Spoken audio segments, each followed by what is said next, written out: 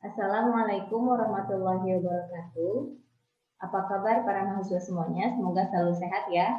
Oke, pada video kali ini kita akan membahas mengenai teori international trade yang selanjutnya, yaitu Hacker-Ohlin model. Dan nanti akan menjelaskan juga faktor price equalization. Oke, ini ada 4 konten yang akan kita bahas, termasuk faktor price equalization. Yang pertama adalah introduction. Oke, jika kita ingat bahwa pada teori comparative advantage itu teorinya dijelaskan dengan adanya perbedaan antara labor, adanya perbedaan dalam productivity of labor.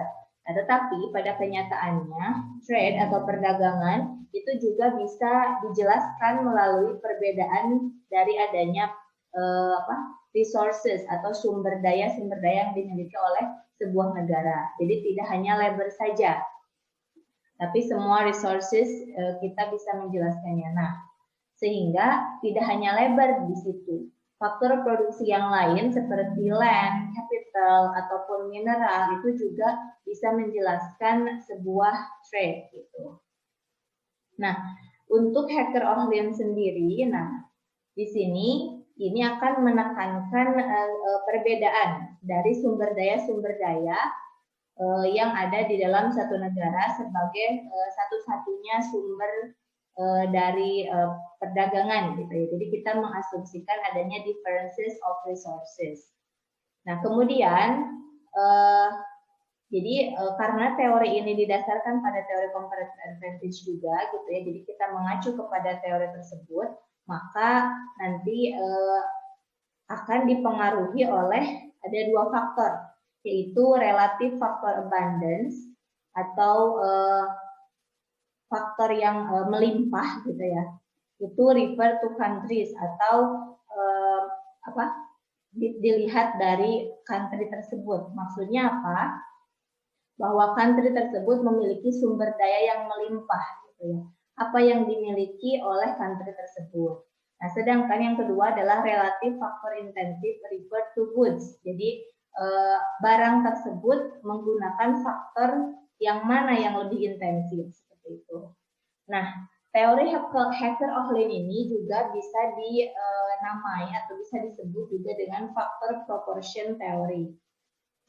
Maksudnya yaitu teori yang menjelaskan pengaruh antara proporsi dari perbedaan faktor-faktor produksi yang ada di negara tersebut, yang tadi faktor abundance, dan juga proporsi yang digunakan dalam memproduksi barang-barang gitu, atau faktor intensity tadi gitu. Jadi ada dua faktor yang dikategorikan di sini atau yang ditekankan di sini, faktor abundance dan faktor intensity. Nah, model ini itu dikembangkan oleh ekonomis dari Swedia, dari ekonom-ekonom dari Swedia. Yang pertama adalah Eli Hacker dan Bertil Ohlin. Nah, sehingga teori mereka disebut dengan Hacker-Ohlin teori. Oke, kita masuk ke yang kedua, itu model of two factor economy. Nah, di sini kita asumsikan belum ada perdagangan ya. Jadi hanya ada satu negara saja, sebuah ekonomi saja. Nah, apa asumsi-asumsi dari modelnya? Yang pertama adalah sebuah ekonomi itu bisa memproduksi 2 barang. Jadi kita asumsikan hanya ada 2 barang saja. Apa kita contohkan di sini? Yaitu cloth atau pakaian dan juga food. Seperti di teori yang spesifik faktor model. Kita contohkan dengan pakaian dan juga food. Lalu asumsi yang kedua adalah produksi dari 2 barang tersebut itu menggunakan 2 input atau menggunakan 2 faktor produksi, yaitu labor dan juga capital. Gitu. Jadi hanya ada 2 faktor produksi. Nah, lalu di sini asumsi yang ketiga adalah produksi dari food atau dari makanan itu disebut sebagai capital intensive. Maksudnya apa? Yaitu produksi food ini menggunakan sebagian besar faktornya itu adalah capital gitu ya. Jadi menggunakan modal lebih besar daripada labor, daripada tenaga kerja. Sedangkan produksi dari pakaian ini adalah labor intensif. Maksudnya labor yang digunakan itu lebih besar daripada capital gitu ya, lebih intensif gitu penggunaan labor di cloth. Nah, di dua negara yaitu home and foreign. Tapi di sini nanti kita akan penjelasan di awal hanya home saja, hanya home country saja. Nah, kemudian capital dan labor ini atau dua faktor produksi ini diasumsikan juga bisa berpindah dari satu sektor ke sektor lain gitu ya. Jadi ada perubahan jumlah dari capital dan labor diasumsikan dengan adanya move, gitu, adanya perpindahan. Nah, kemudian di sini akan menimbulkan return atau pendapatan gitu. Ada rental rate dan juga wage rate. Rental rate itu untuk capital, sedangkan wage rate itu untuk labor. Jadi kalau capital itu kan biasanya ada biaya rental, ada biaya sewa. Sedangkan untuk labor ada biaya gaji gitu. Nah, lalu asumsi yang terakhir adalah perfect competition. Jadi marketnya itu adalah perfect competition. Nah, sehingga model ini bisa disebut faktor proportion model kan, seperti disebutkan di awal. Nah, tapi ada juga kadang-kadang disebut dengan 2 by 2 by 2. 2 countries, 2 goods, dan 2 factor of production gitu ya. Jadi 2 barang, 2 negara, dan juga 2 faktor produksi. Oke, nah kita akan mulai penjelasannya dari ini dulu, dari PPF atau Production Possibility Frontier, yaitu berapa jumlah kuantitas dari food dan juga cloth yang bisa diproduksi oleh sebuah ekonomi. Nah, PPF ini itu berdasarkan atau mengacu pada prices atau harga ya. Jadi depend on prices. Sehingga value of economic production itu bisa dilihat di sini persamaannya. P sama dengan PC kali QC plus PF kali QF. PC atau PF ini adalah harga, sedangkan QC dan PF ini adalah kuantitas gitu ya. Jadi bisa dilihat di sini ya PPF-nya. Nah, poin Q ini, poin key ini adalah poin dari maksimal. Jadi maksimal value yang value of production gitu ya, dari kuantitas food, dari produksi food dan juga dari produksi cloth gitu ya. Itu adalah nilai maksimumnya gitu ya. Sehingga di situ dinamakan dengan iso-value line gitu.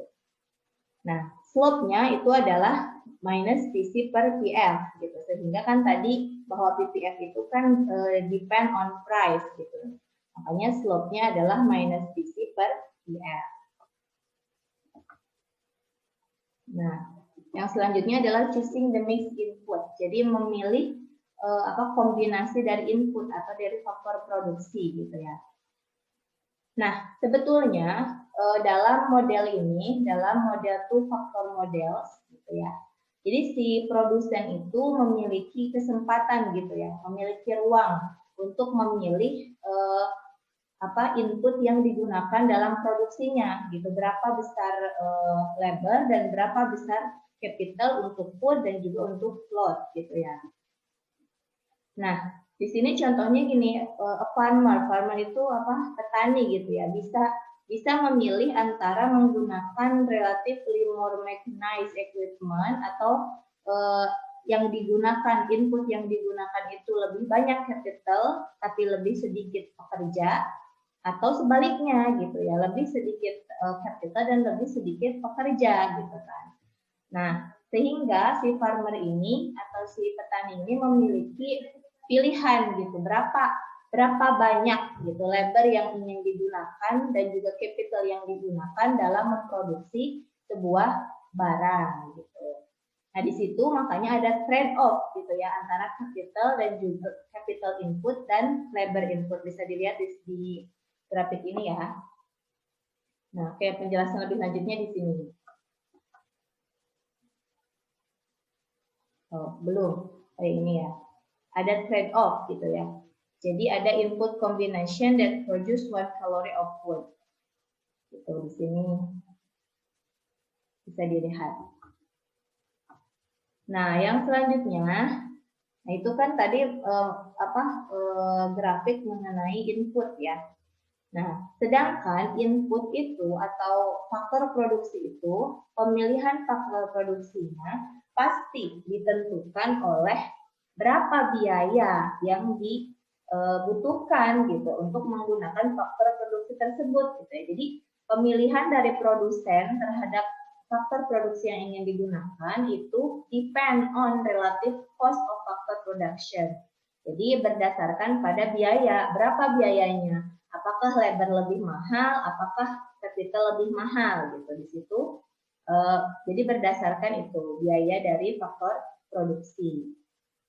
Nah, contohnya di sini, jika capital rental rate atau biaya sewa dari capital itu lebih tinggi, sedangkan gaji dari tenaga kerja itu lebih rendah, nah tentu saja gitu kan si farmer ini akan lebih memproduksi suatu barang yang menggunakan capital itu lebih sedikit dan lebih banyak labor gitu kan, karena capital lebih mahal untuk bayarnya sedangkan labor lebih murah. Dan sebaliknya jika si biaya sewanya lebih murah tapi biaya wage-nya atau gajinya lebih tinggi, nah pasti dia akan memilih untuk memproduksi barang yang kapitalnya lebih murah gitu kan. Kayak kita ya akan memilih memproduksi barang yang faktor produksinya itu menggunakan lebih banyak capital gitu ya daripada wage gitu, karena wage-nya lebih tinggi. Nah, di sini bisa dilihat ya, W ini, simbol W ini disebut dengan wage rate, sedangkan R ini adalah rental cost atau biaya sewa. Nah, grafik di sini adalah grafik yang menghubungkan atau relationship antara wage rental ratio, wage W per R dan labor capital ratio atau L per K gitu ya.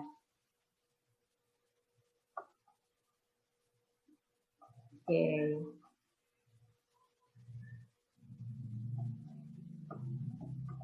Nah, apa penjelasan dari grafik ini? Nah, bisa dilihat ya di sini ya.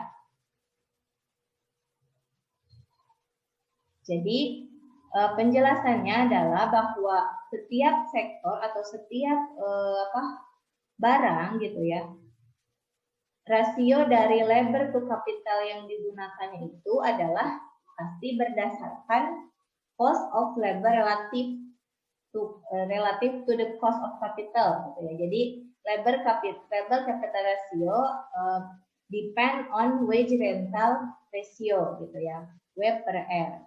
Nah, di sini ada curve FF dan juga curve CC. Nah, CC ini ya. Nah, curve FF ini adalah labor capital ratio untuk food, sedangkan CC ini adalah untuk untuk cloth gitu ya. Nah, karena di sini CC ini lebih tinggi ya daripada FF, bisa dilihat. Nah, makanya bisa disebut bahwa C ini kan cloth, sedangkan F ini adalah food. Nah, makanya bisa disebut bahwa cloth ini adalah labor intensif. Mengapa? Karena labor capital ratio-nya lebih tinggi daripada FF. Nah, sedangkan FF di sini kita bisa sebut dengan capital intensive gitu ya, karena labor capital ratio-nya lebih rendah daripada CC.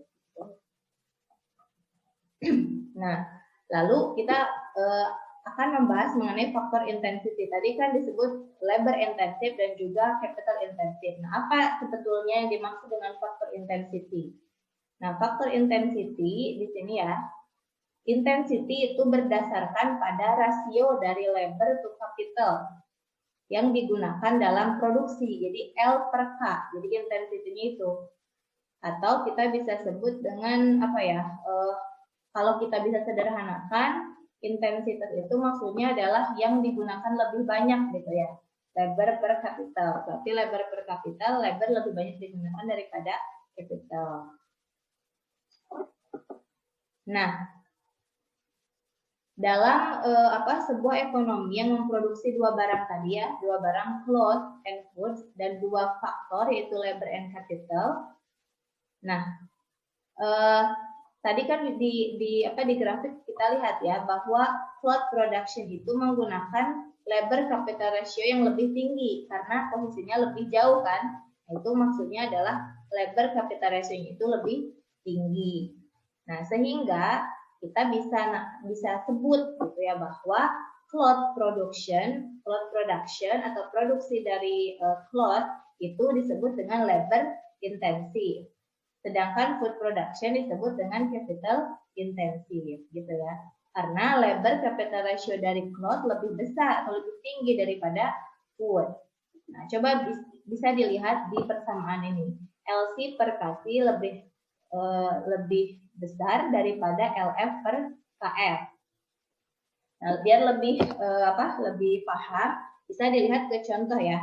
Jika food production menggunakan 80 pekerja dan 20 acres, sedangkan cloth production menggunakan 20 pekerja dan 20 acres, maka food production disebut capital intensive dan cloth production disebut dengan labor intensive. Mengapa? Coba dilihat dari angkanya ya. LC per KC atau labor yang digunakan untuk memproduksi cloth per kapital yang digunakan untuk memproduksi cloth yaitu 20 per 20 sama dengan 1. Sedangkan LF per KF itu 80 per 200, 0,4. Nah, bisa kita bandingkan 1 itu lebih besar daripada 0,4. Jadi kan rasio dari labor to capitalnya itu untuk cloth lebih besar daripada rasio labor to capital untuk food. Nah, sehingga produksi cloth bisa disebut dengan labor intensive, gitu ya, karena lebih besar rasio labor to capitalnya. Sedangkan food production sebaliknya, dia menjadi capital intensive. Selanjutnya adalah mengenai faktor price dan good prices, atau harga dari faktor produksi dan juga harga dari barang itu sendiri. Nah, biaya dari produksi biaya dari produksi sebuah barang pasti ya tergantung dengan biaya atau harga dari faktor produksinya gitu kan. Nah, lalu di sini ya.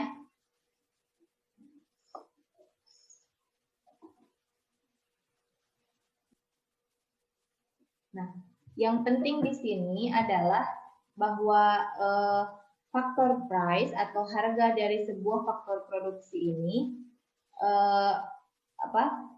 jika dilihat untuk biaya yang akan ditimbulkan dari produksi sebuah barang itu akan bergantung pada berapa banyak faktor yang digunakan, faktor produksi yang digunakan dari produksi barang tersebut.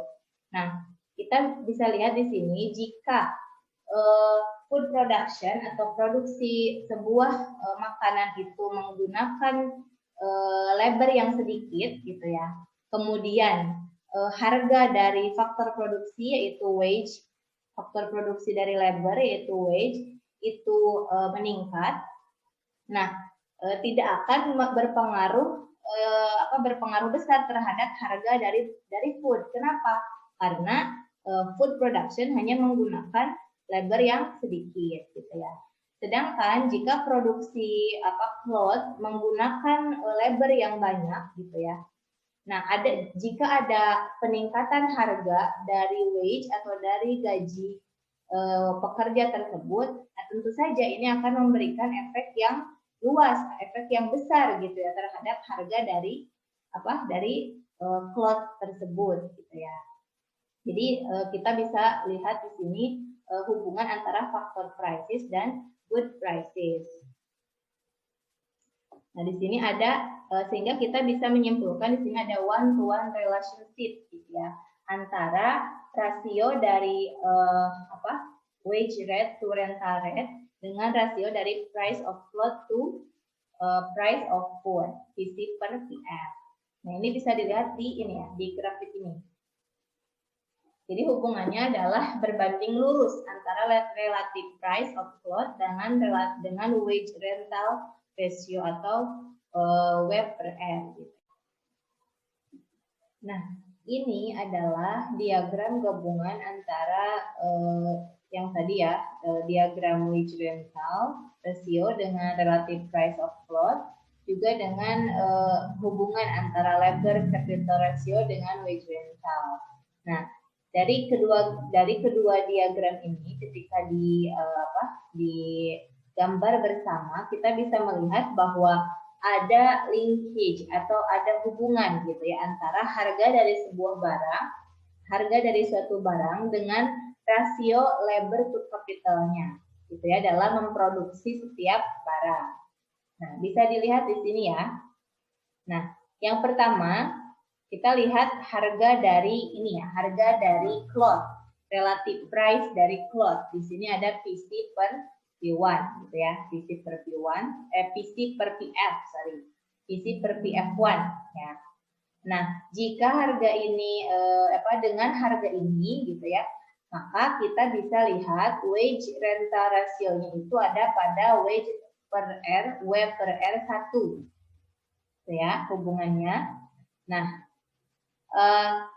W per R1 atau dari faktor prices ini berhubungan dengan rasio labor to capitalnya. Nah, di sini berhubungan dengan LF per KF1 dan LC per KC1.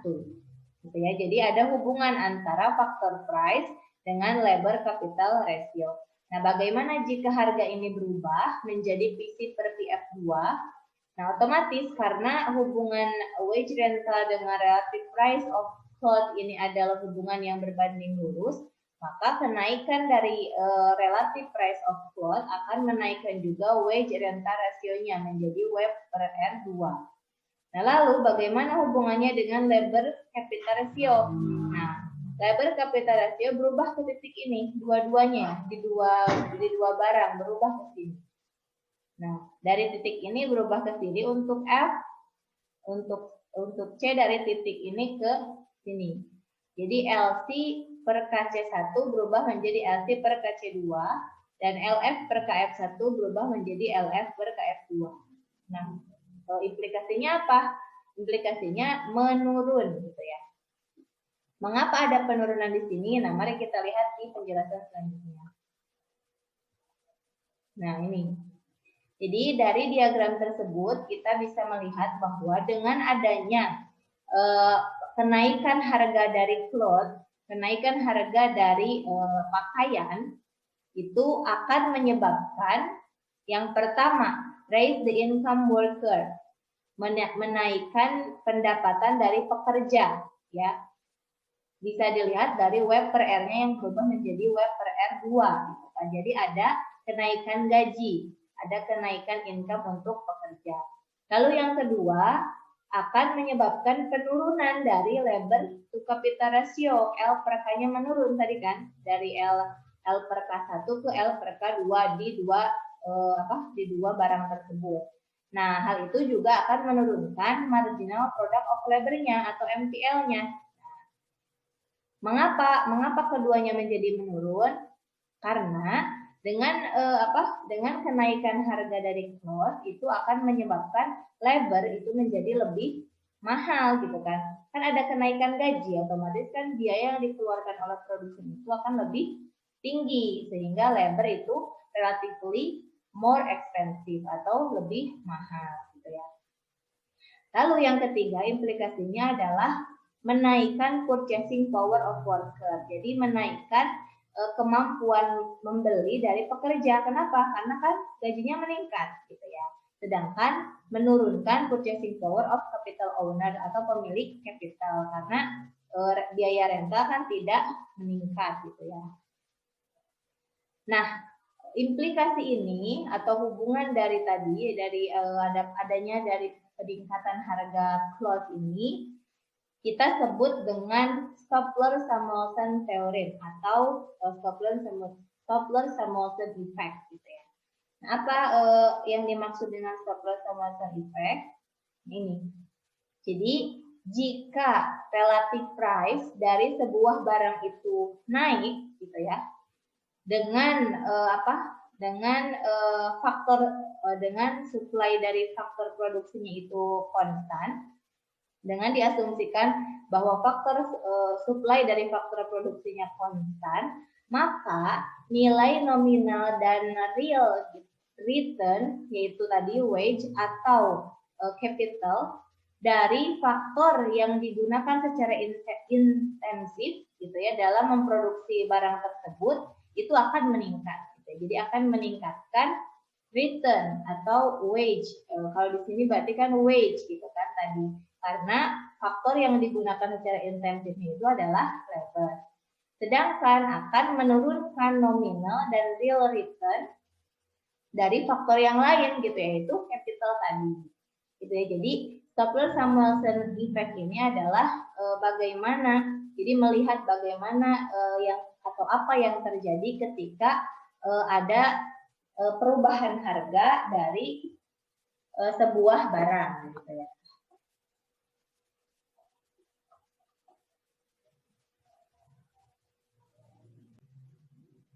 Yang selanjutnya adalah hubungan antara resources atau sumber daya dengan output atau barang yang dihasilkan. Gitu ya. Nah, bagaimana sebetulnya alokasi dari sumber daya itu ditentukan? Gitu ya. Jadi bagaimana si produsen bisa menentukan gitu ya berapa jumlah input gitu yang digunakan untuk memproduksi sebuah barang. Nah, hal tersebut ditentukan oleh labor capital ratio gitu ya. Karena di sini labor capital ratio dalam cloth, dalam memproduksi cloth itu lebih besar daripada di food gitu ya. Maka sebuah ekonomi bisa meningkatkan produksi, meningkatkan jumlah employment atau pekerja dengan mengalokasikan lebih banyak labor dan capital pada produksi cloth gitu yang mana produksi cloth ini adalah labor intensif gitu ya. Jadi menentukannya dengan ini dilihat dulu apakah labor capital ratio-nya di sini lebih tinggi atau lebih rendah. Nah, karena di sini lebih tinggi, maka sebuah ekonomi itu atau si negara home ini bisa mengalokasikan lebih banyak labor gitu ya dan capital kepada ini produksi dari cloth di mana si cloth ini adalah labor intensif ya. Nah, sehingga ketika si labor dan capital ini berpindah kan dari food sektor ke cloth sektor kan tadi mengalokasikan lebih banyak labor dan capital kan. Nah, maka sebuah ekonomi ini atau negara home ini akan memproduksi lebih banyak cloth dan memproduksi lebih sedikit food gitu ya karena ada alokasi dari sumber daya ada perpindahan alokasi sumber daya dari food ke cloth sector ya. Nah, yang selanjutnya adalah bagaimana ketika sebuah ekonomi ini sumber dayanya itu berubah gitu ya. Jadi ada perubahan dari faktor produksinya. Nah, coba bisa dilihat di sini ya. Yang ini untuk menjawab pertanyaan ini adalah dengan Rybczynski theorem atau Rybczynski effect gitu ya. Jadi mengasumsikan bahwa ada perubahan dari salah satu faktor produksinya gitu ya. Tetapi dengan mengasumsikan relative price atau harga dari barang tersebut konstan gitu ya. Kalau tadi kan di Stopler-Samuelson itu ada perubahan dari harga barang. Nah, kalau di sini di Rybczynski effect ini yang ada perubahan itu adalah faktor produksi gitu ya, baik itu K, capital ataupun labor. Nah, apa yang dimaksud dengan Redzinski theorem? Teorem ini jika harga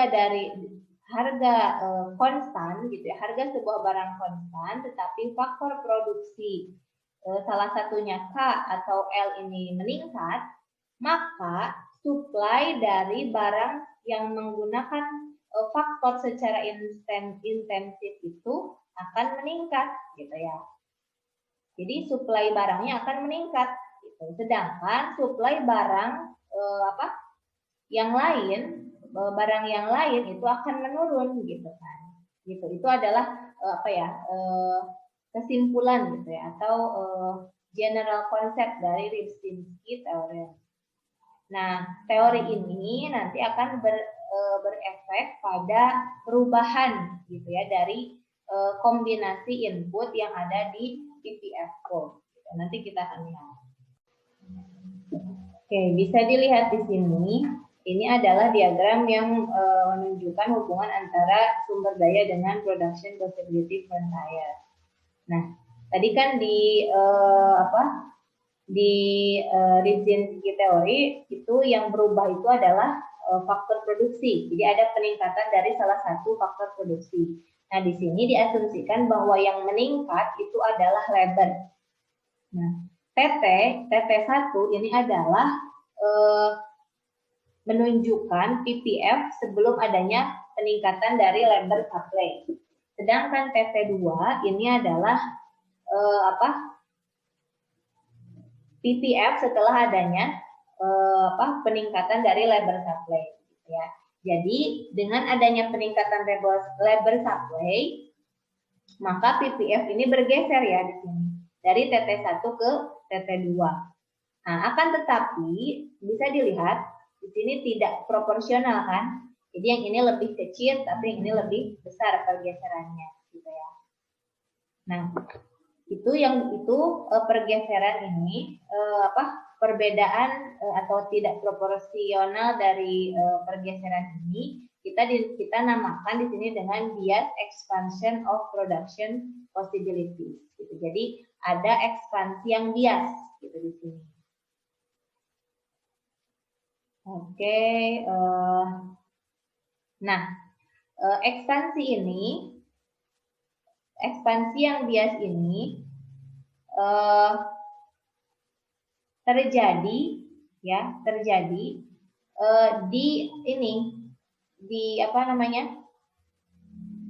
di titik poin, yaitu tidak ada perbedaan harga, tidak ada perbedaan relative price gitu ya dari cloth. Di sini kan kita sedang membicarakan tentang cloth ya.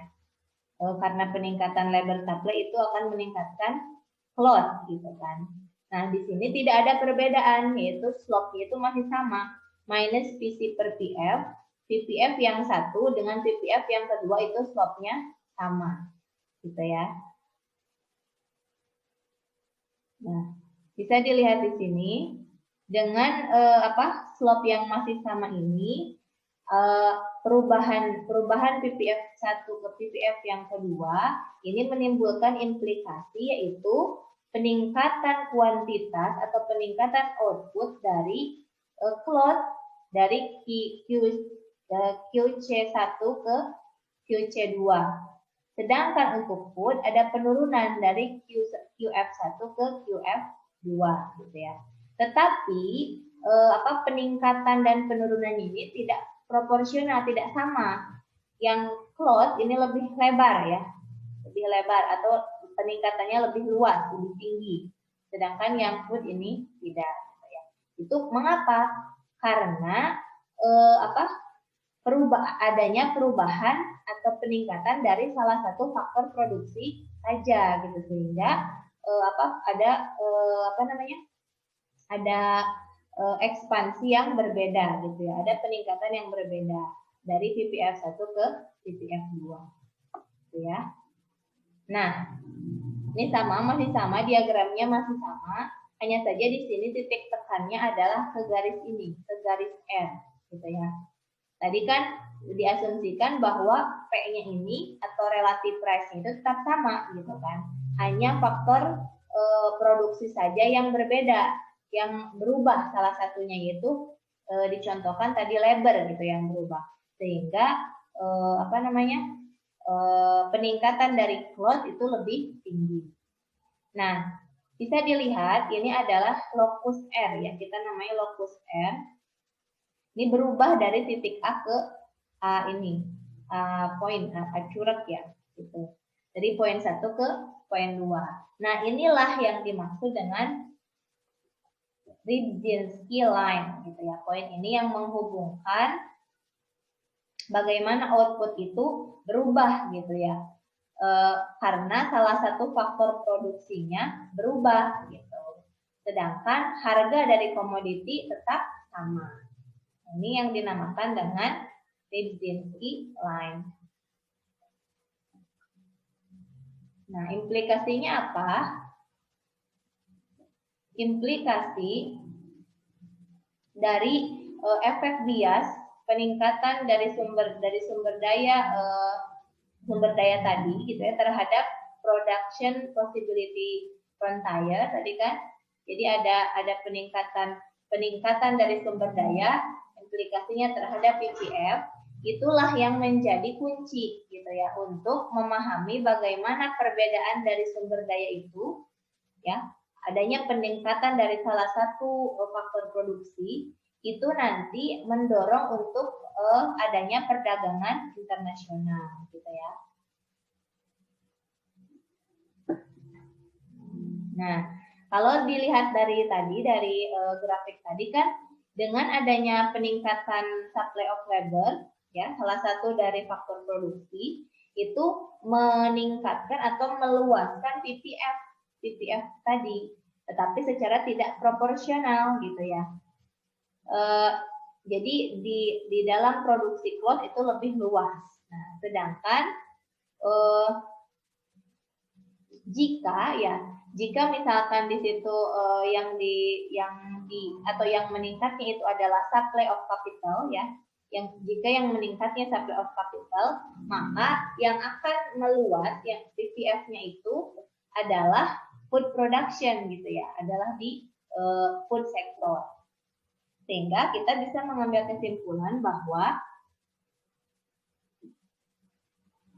sebuah ekonomi itu akan lebih efektif gitu ya ketika memproduksi sebuah barang yang barang tersebut itu menggunakan faktor produksi yang intensif gitu ya, dan faktor produksinya tersebut adalah abundant atau dimiliki secara melimpah oleh oleh sebuah ekonomi tersebut gitu ya.